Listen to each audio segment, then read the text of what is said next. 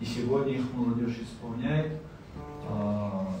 Сегодня, наверное, они звучат по-иному для тех, кто впервые, наверное, встречается с финской барковской песней. Это, наверное, очень такое неожиданное, хорошее открытие. И вот сегодня мы подготовили две песни из репертуара Валерия Сапкаева: «Мада Майрам» и «Жанна Пуша».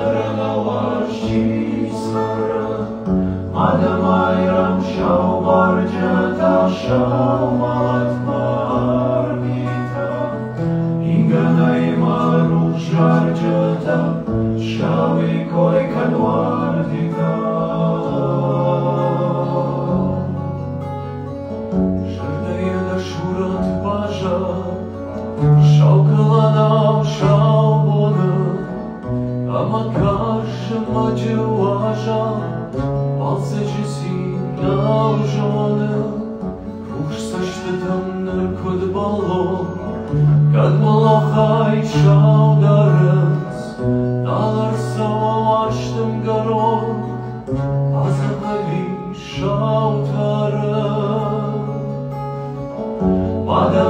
ram kuchmo mashish mama shizarai Vashtei manawadi vashish Naranavashi sara Madamayram shaubarjata shaumalat maharvita Inganai maruch sharjata Shavikoi kadvardita Shardayazanda shurat Vayma adargai vaton Amashau qadata shurga Vata khasau makufton Zangarjatan yukto yarma Argar gobirajandi Ech komada felim dharma Vadmalata prajna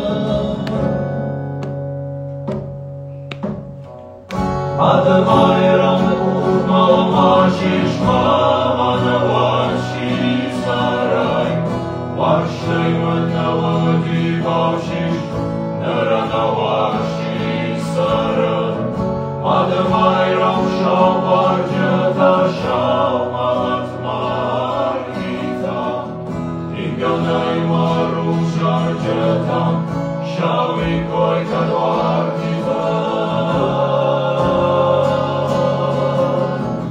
Madamayram kumamashish Manavashi sarai Vashtei manavadi vashish